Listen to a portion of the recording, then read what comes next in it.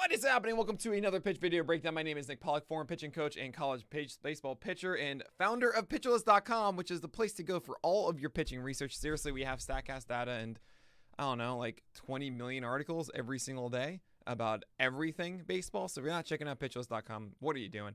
Anyway, we're going to talk about Dylan Cease. And Dylan Cease is someone I've been calling the premium cherry bomb for a while. That is someone who is super sweet or blows up in your face. And this year he's done a lot more sweet things than sour.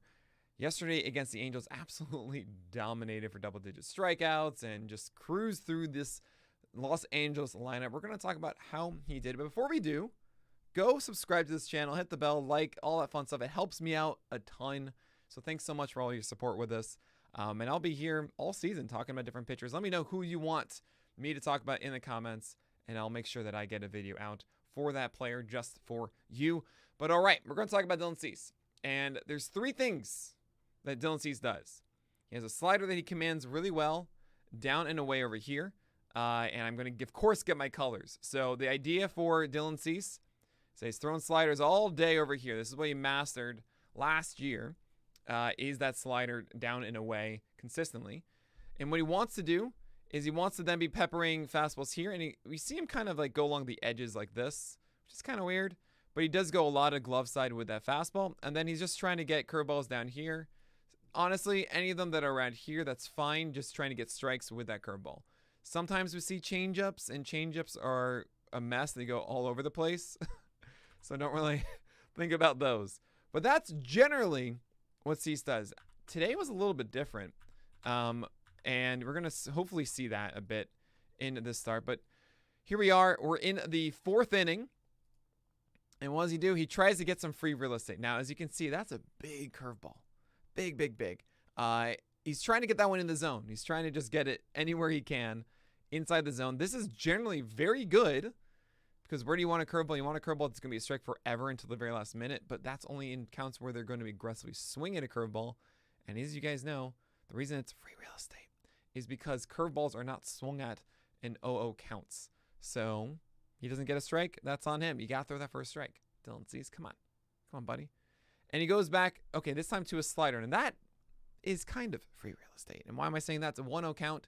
Tyler Ward here, who's been super hot. And he has actually done a really good job of sequencing for some of those long balls and really expecting those early breaking balls. Well, he wasn't really looking for the slider here. Now, this one a bit up. As we talked about before, he's trying to go down here. This one a little bit hittable. So if Tyler Ward was really in on this, Taylor Ward, I should say, not Tyler, I apologize. In the fact that he's swinging is it was kind of dangerous. They got away with that, actually. And is he going to get an out on this? Okay, now, all right. So let's see here. 1-1, what does he go with? And he goes with that slider a second time. I don't think Tyler Ward, that's pretty cool. Tyler Ward swung at the 1-0 slider. And after fouling that one off, likely was expecting something else, probably the heater at 1-1 because he's seen 2 breaking balls thus far. And Cease, I got to say, after seeing Ward swing at the breaker, comes back with another one that is not a great location. This is too high up. You want this to be lower. Gets away with it. Good stuff. 1-2 now. What do you throw? Do you throw that curveball all the way down? Do you throw a changeup? Do you throw a high heater? You haven't thrown heat the entire time. I don't know if you're Tyler Ward, what you're expecting. Maybe it's a slider one more time, considering that you just didn't swing on it. But if it is a fastball, you're looking up. So essentially, if you see something high up here, you're thinking fastball. If you see something that starts down here, you're going to think it's going to be a slider off the plate. So this high, you go with the four seamer, 97 up. I kind of dig this score bug. It looks pretty cool there. I like the gold. And now at 2-2, he just missed with that breaking ball. Oh, and he threw a hittable curve. Is that going to be an out? No, it's over his head. Yeah. So that's the thing here. So this entire at bat, Cease has only been going breaking balls. Tried to surprise Tyler Ward with a high heater. Completely missed with it. So it does kind of lean back toward the breaking ball after throwing that heat that missed. And if he's throwing a curveball here, this is like before. He wants to throw that 0-0 one that lands down here.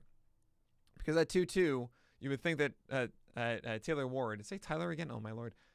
Oh, my Ward. Taylor Ward is going to be more aggressive at 2-2 than he was at 0-0, which means that if it lands down here, then it's going to be a better pitch to hit. Now, watch where it lands. It's in the middle of the, not the better pitch to hit, that is, more tempting. It's going to be harder for him to hit. That one is in the middle of the plate there. Not good.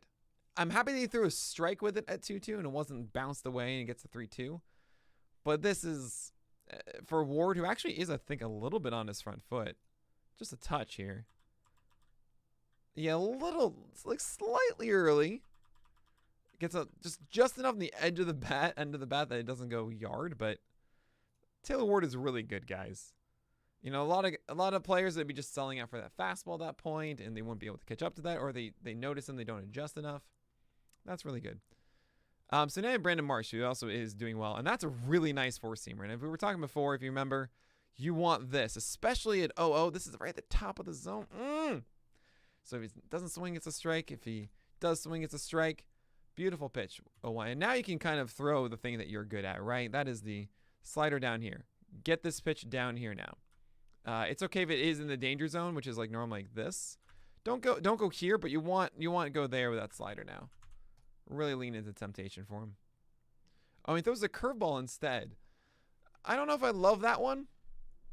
I feel like it's easier to lay off if you see the big loop of it. It's just kind of not what Brandon Marsh is going for. The slider at least gives a temptation that could be the fastball that's coming, and it's not. But the curveball I think is a little easier for him to say, oh, it's a curve. I don't want to swing. And that one landed inside the zone. And Marsh think, oh, cool, this is going to land down there. I should try and get it. And yeah, not good enough. Like that's a swing where you're not necessarily prepared for it, but you think, oh, this isn't a place that I should be able to swing at it. I know it's going to be a strike, so I'll offer at it and see if I can make this work. And it didn't, Marsh. And there's another curveball. This is a terrible one. Oh, my God. That's a 1-2 curve that is hanging more than yesterday's laundry. Oh, boy. Yeah, he got away with that. I mean, look. Taylor Ward is better than Brandon Marsh. Taylor Ward took his curveball that was a mistake and hit a double. This is not good. That's a nice fastball. Okay, so it is a little far out of the zone.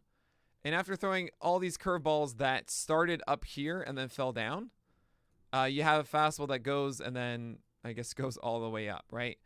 I know this is a terrible angle of tunneling. I'm going to make it clearer maybe of like this versus that. That should hopefully help. I don't know. But that's kind of why you all of a sudden swing at this. And you feel, once you realize that it's not the breaking ball, your sense of the strike zone and where this is going is a little bit lost. So it's really high up. I think a more experienced hitter wouldn't have swung at that. But still, good. And there's free real estate. That's beautiful. Free real estate. Love that one. Yeah, that's good stuff. That's good stuff, Dylan Cease. So you throw a slider again, he comes down to the zone, man. I mean, that's just like, I don't know. That's hard to pull the trigger on because you think it's going to be a ball for so long, and then it comes back in the last moment. And you don't know how far down it's going to drop. So at 0-2, what do you throw to Mike Trout? What do you do? Like, I'd be terrified to throw a fastball up in the zone. Well, let's see. Oh, man, that's a hanger. Oh, Trout. Trout is, I mean, that's supposed to be down here. Fastball up. You got to do fastball up. No, he overthrew that slider. He's trying to throw a good one. He hasn't thrown a good slider yet. We haven't seen one slider from Cease that's down here. So at 1-2, you throw a high heater now. Get that eye level going. Yep. That's way out of the zone. And let's see here. What does he go with? Another high heater. No budge. Ooh, and he gets a heater down. Okay. Oh, that's cool. That's so cool. All right. So this is what's going on. As I talked about before, Dylan Cease, generally with your heaters, perform really high up. And they perform well up here. But after two fastballs that are going up here and up here, right, that Trout has missed, okay, that he's laid off of.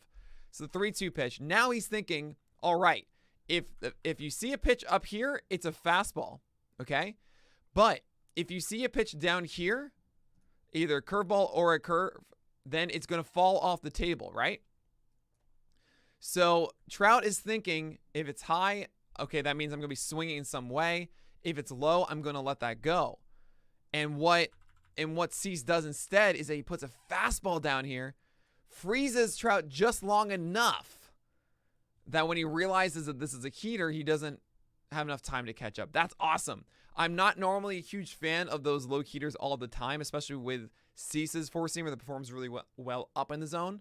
But if you throw a ton of high heaters and a lot of low breaking balls, you can sneak by, 98 past a guy like Mike Trout in a 3-2 count. Love that pitch from Dylan Cease. That's cool. That's cool. Yeah. I remember watching that, guys, with you in the list yesterday. I didn't really see the whole at bat. So here, okay, so let's break this down. I'm speeding past this, and I shouldn't. Tries to get free real estate, and he misses. And I gotta say, I think watching this inning, you get a sense of Cease, right? Of him being effectively wild. You're gonna see, multiple strikeouts this inning and no runs and one base runner and all that fun stuff, and that's really good at the end of the day. But this isn't a man in command, right? Like, there's a looped curveball, and then let's see what he goes with here. He's trying to get more. That's a pretty good four-seamer up and in, and you got the out. I'm cool with that. That's really, really nice.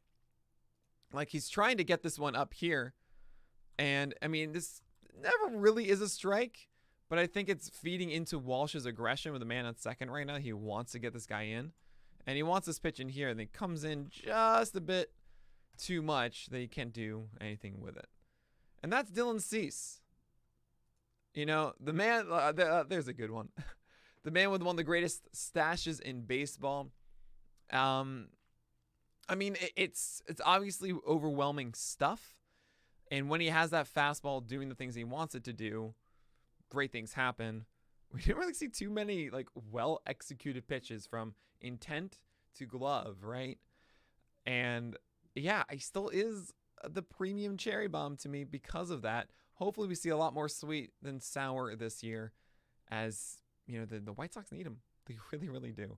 But that's going to do it for today's pitch video breakdown. As always, watch us live on Twitch, 9 a.m. to 11 a.m. every single weekday morning. Come by. It's awesome. We're all there. We're all hanging out. We're all talking baseball together. It's the best way to start your day.